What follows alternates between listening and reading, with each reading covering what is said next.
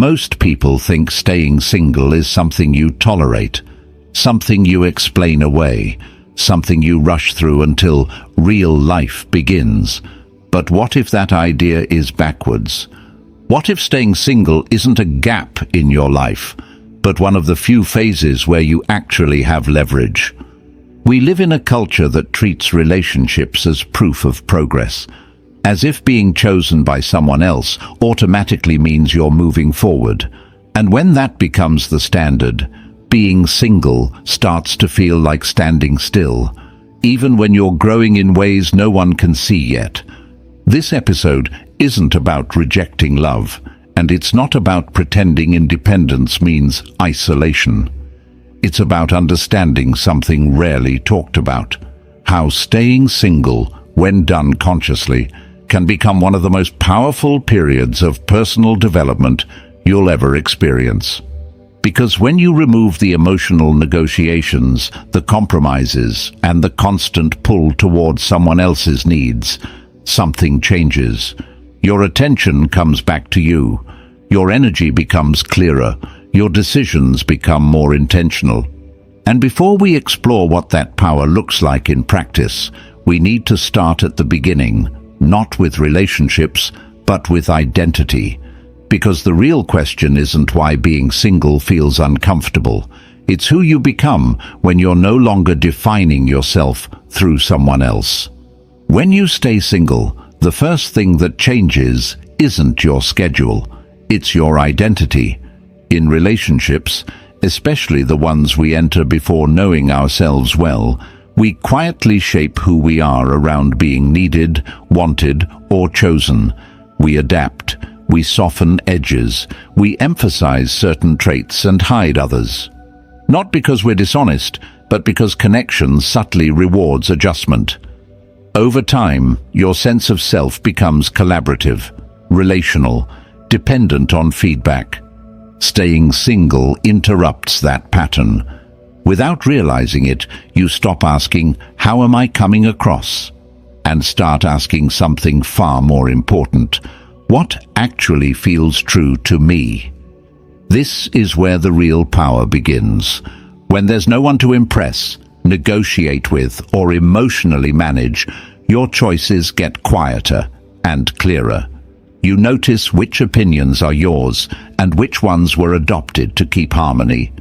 You see which goals were genuinely meaningful and which ones only mattered because they were shared. Even your preferences start to shift once they're no longer filtered through someone else's expectations. This isn't isolation, it's definition. For the first time in a long while, your inner compass isn't being gently pulled off course by the need to belong. And that can feel strange at first. There's no immediate validation, no mirror reflecting you back. Just decisions landing fully on you. But that's exactly why this phase is so valuable. The Stoics believed that a person who cannot stand on their own cannot truly choose partnership. They can only seek relief. Epictetus spoke about freedom not as independence from others, but as independence from the need to be affirmed by them. Staying single, when done consciously, creates the conditions for that kind of freedom. You begin to build a self that isn't reactive.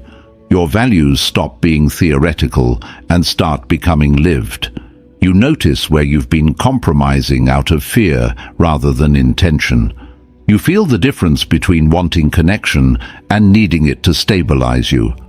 And slowly, your sense of worth starts shifting from something that happens between you and others to something that lives within you. This doesn't make you closed, it makes you solid.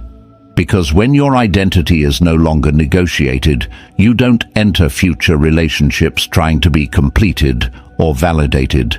You enter them with clarity, with boundaries, with choice. And once you start seeing how staying single sharpens who you are, another question naturally follows. If identity becomes clearer without a relationship, why do so many people rush to avoid this phase altogether? That's where we go next. And that question leads directly into the next layer of this idea, because once identity starts to feel clearer, something else becomes impossible to ignore. When you stay single, you begin to see how often relationships are used not for connection, but for escape. Many people don't enter relationships because they've chosen someone carefully. They enter because being alone forces them to confront discomfort they don't yet know how to sit with. Uncertainty, insecurity, directionlessness. A quiet sense of not knowing who they are or where they're going. A relationship becomes a convenient solution, not to love, but to unease. Staying single removes that escape hatch. Without a relationship to absorb your emotional weight, you're left holding it yourself. There's no partner to stabilize your mood, no shared identity to soften your doubts, no emotional shortcut that makes unanswered questions feel temporarily resolved.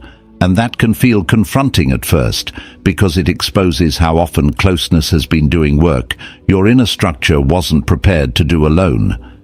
But this exposure is exactly where strength starts forming. When you don't have the option to disappear into someone else's life, you're forced to build your own. You begin noticing patterns you used to bypass, how quickly you seek reassurance, how easily you give up ground to avoid tension, how often you confuse attachment with love. None of this is judgment, it's clarity. The Stoics warned about this kind of dependency long before modern relationships made it socially acceptable. Seneca wrote that people often rush into companionship not because they've found peace, but because they're trying to outrun themselves.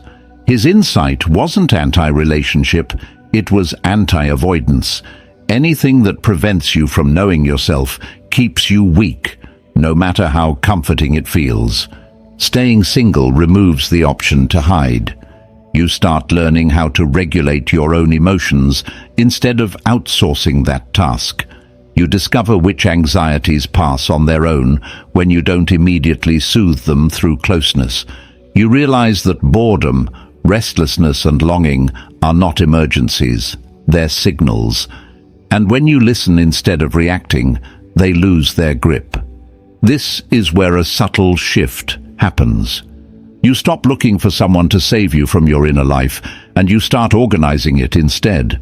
Your standards rise, not because you feel superior, but because you're no longer desperate for relief. You become less impressed by intensity and more attentive to stability, less drawn to chemistry that overwhelms, more drawn to alignment that lasts. Staying single in this way teaches you the difference between wanting someone and using them. And once you see that distinction clearly, you begin to understand something most people miss entirely. Many relationships fail not because of incompatibility, but because they were built to solve problems they were never meant to carry. That realization naturally brings us to the next idea, the myth that someone else is supposed to complete what you haven't yet built yourself.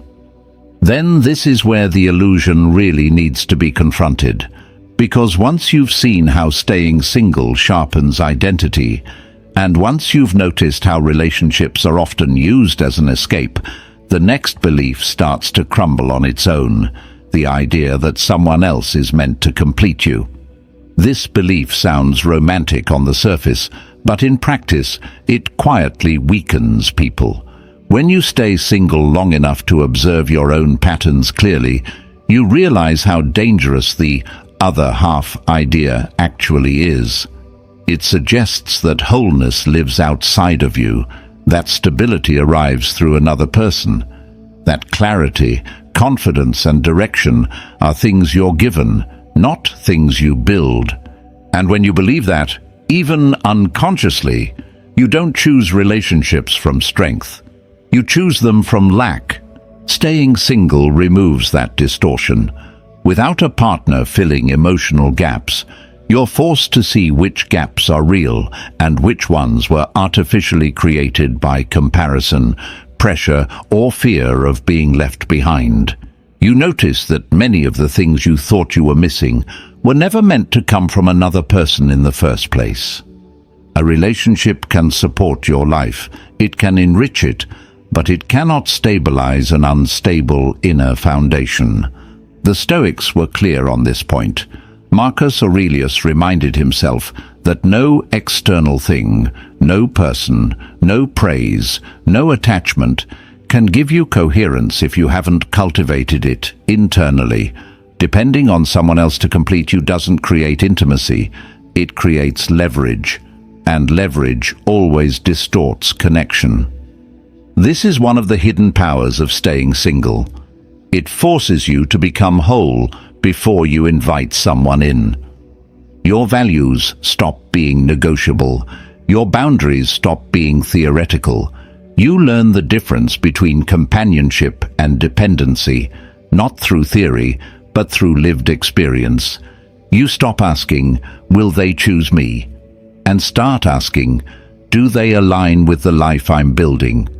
That shift is subtle, but it changes everything. Because when you no longer see a partner as the missing piece, relationships stop being a solution and start becoming a choice.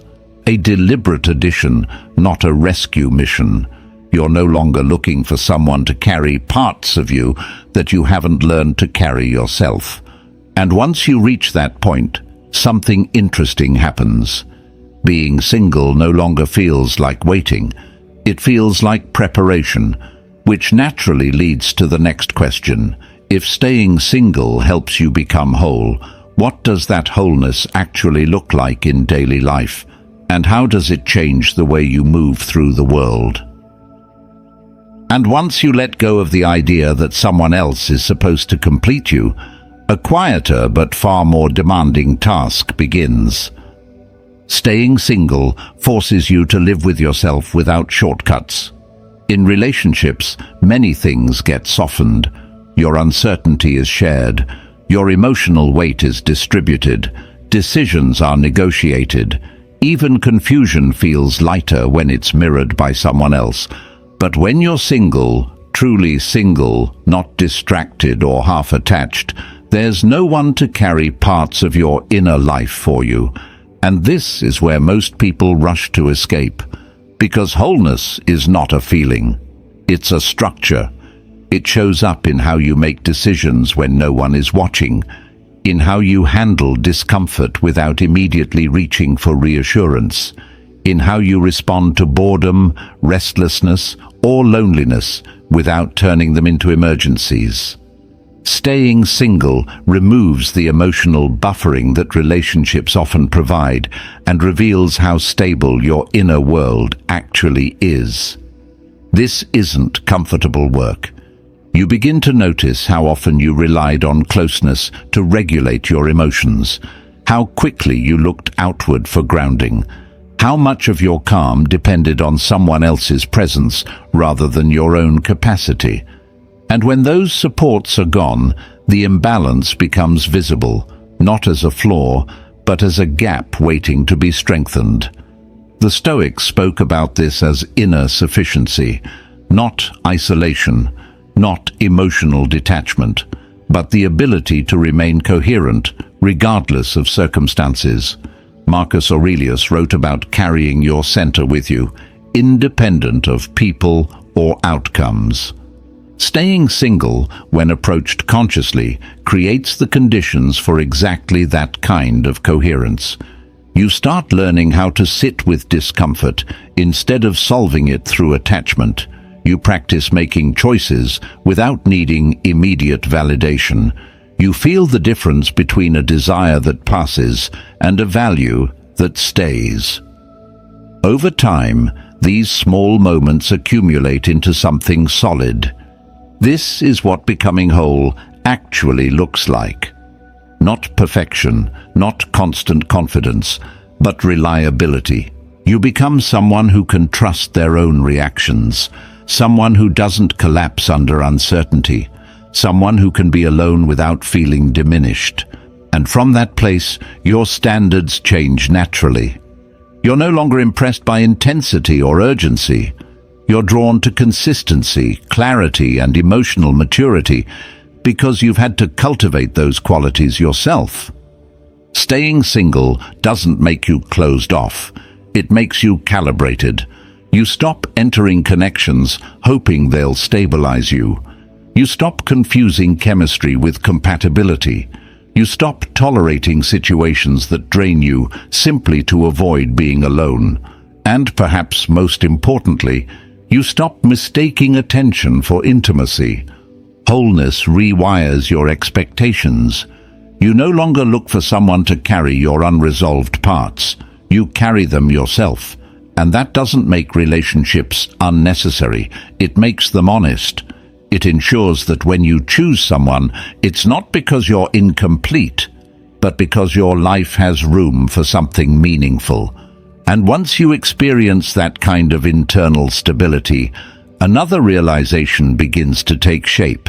If you can stand on your own this steadily, if your sense of worth no longer depends on being chosen, then staying single isn't a limitation at all. It's the phase that quietly trains you to choose better, not out of fear, but out of strength. And once that inner stability starts to take shape, something very practical begins to change in your life, your focus. Staying single returns your energy to you. In relationships, even healthy ones, attention is constantly divided, not in a dramatic way, but in subtle, continuous negotiations, emotional check-ins, compromises, adjustments, considerations. Over time, this division becomes normal, almost invisible. You don't notice how much of your mental bandwidth is spent managing connection rather than building direction. When you stay single, that noise quiets, not into emptiness, but into clarity. You start to feel where your energy actually wants to go, not where it's supposed to go, not where it looks good socially, but where it naturally pulls you when it's no longer redirected toward maintaining emotional balance with someone else. This is one of the least discussed advantages of staying single: undiluted focus. Without the constant emotional cross-referencing, your goals stop competing with intimacy. You notice how much momentum was lost to indecision, how often progress was postponed to keep harmony, how many ambitions were quietly downsized to remain compatible. Staying single removes that friction.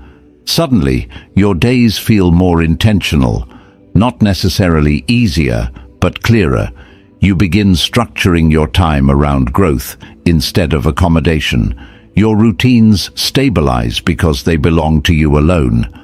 Your discipline strengthens because it no longer depends on negotiation or shared motivation.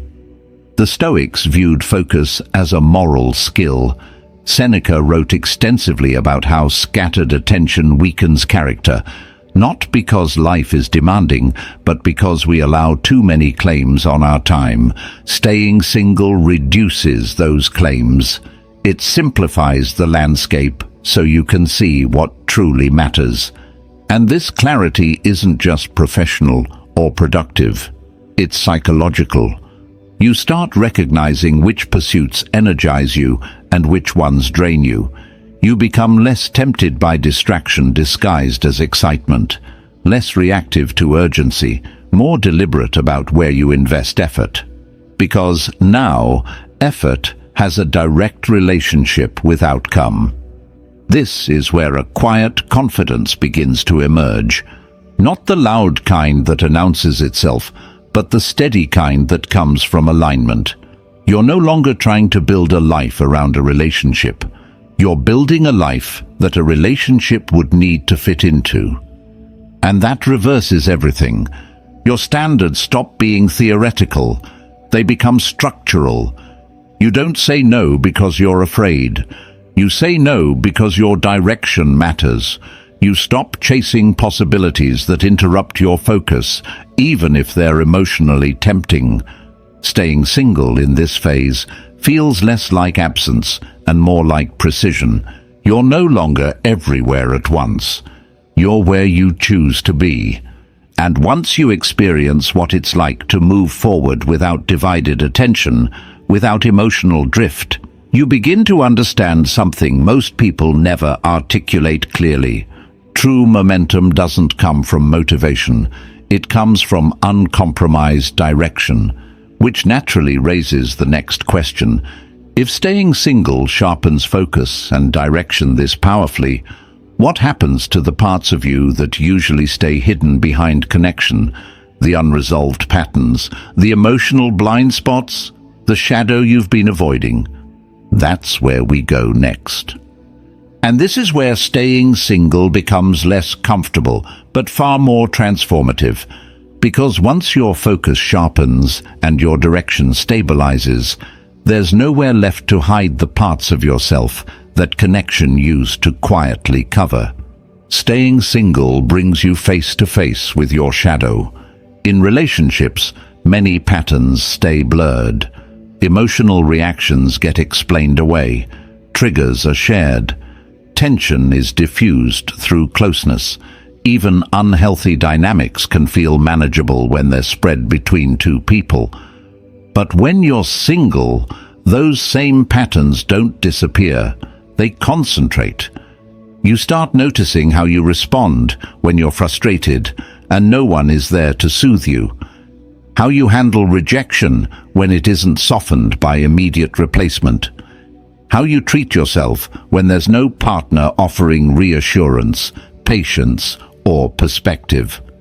The habits you could once blame on the dynamic now point directly back to you.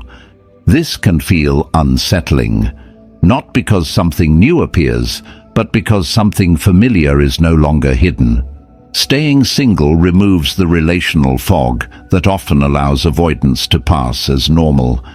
You see your impatience without a witness to soften it, your insecurity without someone to counterbalance it, your need for control, validation, or distraction without a relationship to absorb the pressure.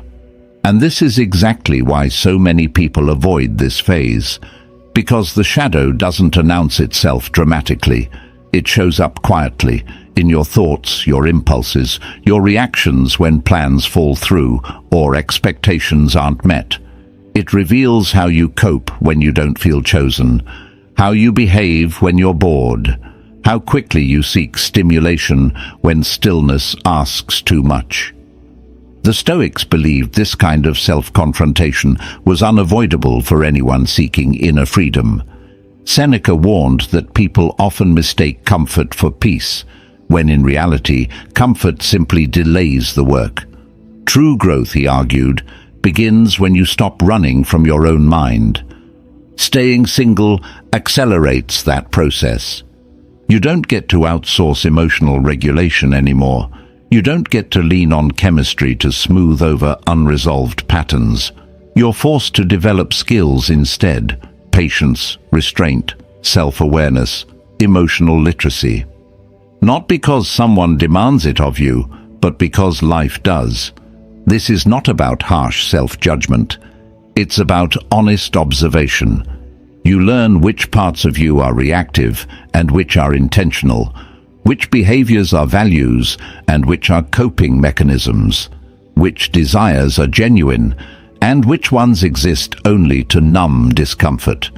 And slowly, through repetition rather than insight alone, those patterns begin to shift. The shadow loses power when it's seen consistently. You stop being surprised by your reactions. You stop identifying with every impulse. You gain space between feeling and action, and in that space, choice begins to appear. Staying single doesn't make you perfect.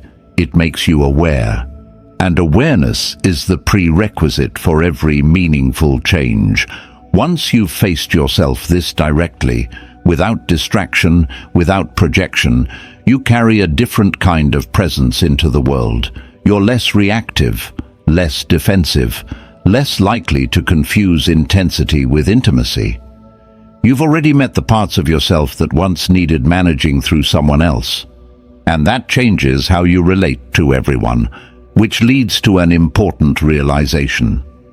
When you've done this level of inner work, staying single no longer feels like exposure. It feels like preparation. Because the version of you that has faced their own shadow is no longer looking for someone to complete them, distract them, or save them. They're ready to choose, clearly, calmly, and without fear. And that's where the dynamic shifts entirely. And once you've faced your inner patterns without distraction, something unexpected happens. Staying single begins to change how you relate to desire itself. When you're no longer operating from avoidance, urgency starts to lose its grip. The need to be chosen weakens. The pressure to secure connection fades. And in that space, you begin to notice the difference between wanting someone and needing them to stabilize you. This distinction is subtle, but it's everything. In relationships driven by need, desire is loud. It rushes, it insists, it fears loss before connection even forms. But staying single long enough to build emotional independence rewires this dynamic. Desire becomes quieter, more selective, less reactive. You're no longer pulled toward people who promise relief. You're drawn toward people who align with the life you've already built. This is one of the hidden powers of staying single. It recalibrates attraction. You stop being impressed by intensity alone. Chemistry without stability loses its appeal. Emotional highs no longer feel like depth. And because you're no longer seeking validation through closeness, manipulation becomes easier to spot. You sense when someone is feeding on your attention rather than meeting you with intention. The Stoics understood this shift as sovereignty. Epictetus spoke of freedom not as the absence of desire, but as freedom from compulsion. Staying single creates the conditions for that freedom. You're no longer pulled into connection by fear of emptiness or urgency to be chosen. You move toward it only when it adds something real. And paradoxically, this is when your presence becomes stronger. Not louder, not performative, but grounded. People feel the difference when someone isn't grasping, when there's no agenda beneath the interaction, when attention is offered freely, not as currency. Staying single teaches you how to stand in that position, calm, self-contained, and unpressured. This isn't about becoming detached or indifferent. It's about becoming unchasing. You no longer pursue people to prove your worth. You don't overextend to secure interest. You don't stay where you're tolerated instead of chosen. And because of that, your standards rise naturally, not as rules, but as reflections of self-respect. Staying single trains you to choose slowly, to observe consistency instead of intensity, to value alignment over excitement, to trust your discernment instead of chemistry alone. And when desire is no longer tangled with fear, something profound changes. You stop trying to be attractive, and you start being clear. That clarity carries weight. It shapes how others respond to you, not because you're performing confidence, but because you're no longer seeking permission to exist in someone else's life. Once desire is no longer running the show, another realization follows naturally. If you can relate to others without needing them, if connection becomes a choice rather than a solution, then staying single hasn't isolated you at all. It's prepared you for relationships that are built on strength, not dependence. And when desire is no longer driving you, something even more important settles in. You stop outsourcing your value. Staying single forces a quiet reckoning with validation, where it comes from, how often you look for it, and what happens when it's suddenly unavailable. In relationships, even healthy ones, affirmation is woven into daily life. A look, a message, a shared rhythm that confirms you matter. Over time, that confirmation becomes background noise, and you don't notice how much of your self-worth is being regulated externally. When you're single, that noise disappears. At first, the absence can feel unsettling, not because your value is gone, but because the habit of being reminded of it is. You notice the impulse to check whether you're desirable, interesting, or relevant. You feel the urge to measure yourself through someone else's attention, and without a partner to reflect you back to yourself, those impulses become visible. This is where emotional autonomy is built. Staying single teaches you how to generate steadiness without applause. You learn to approve of your own choices before they're agreed with, to sit with uncertainty without immediately seeking reassurance, to hold your ground internally even when no one is affirming it from the outside. The Stoics spoke about this as inner authority. Marcus Aurelius reminded himself that the mind becomes strong when it stops asking the crowd to confirm its worth. Not because praise is bad, but because dependence on it creates fragility. If your value rises and falls with reaction, you're never really stable, you're just responsive. Staying single exposes that pattern and gives you the chance to change it. You start noticing how often validation was used to soothe anxiety rather than to celebrate truth. How approval replaced alignment. How being wanted sometimes mattered more than being respected. And as these realizations surface, your behavior begins to shift, not through force, but through clarity. You stop explaining yourself excessively. You stop chasing affirmation that feels hollow. You stop shrinking or performing to maintain interest, not because you're detached, but because you're anchored. This kind of self-validation isn't loud or defensive. It doesn't announce itself. It shows up as calm consistency, as a reduced need to prove, as the ability to hear opinions without being ruled by them. You become less reactive to praise and less destabilized by indifference. Staying single gives you the space to practice this daily. You learn how to trust your own judgment, how to sit with moments of self-doubt without panicking, how to feel enough without being reminded. And slowly, your sense of worth moves from something that happens between you and others to something that lives within you. This doesn't make you rigid, it makes you resilient.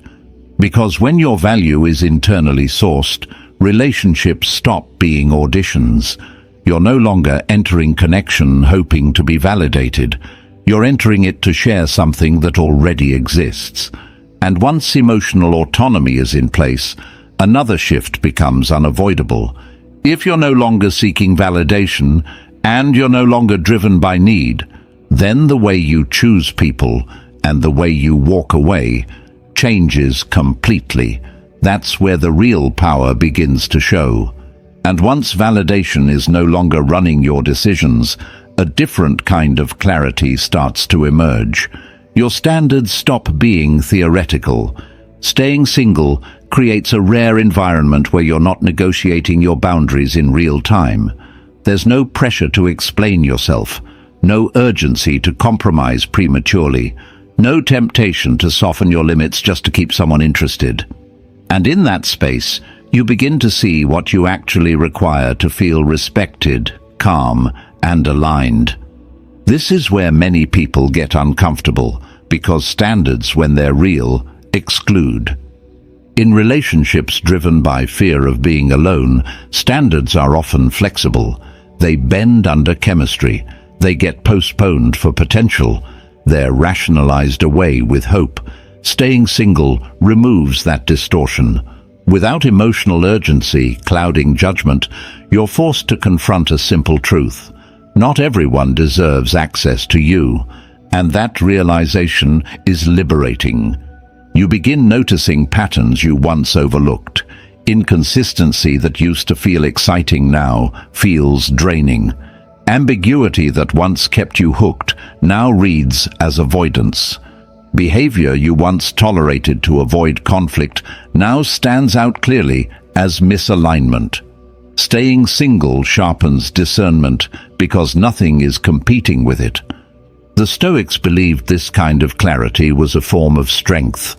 Epictetus taught that the ability to walk away calmly is a sign of inner freedom, not emotional coldness. When you're no longer dependent on external approval, you can choose based on principle rather than impulse. Staying single trains this muscle daily.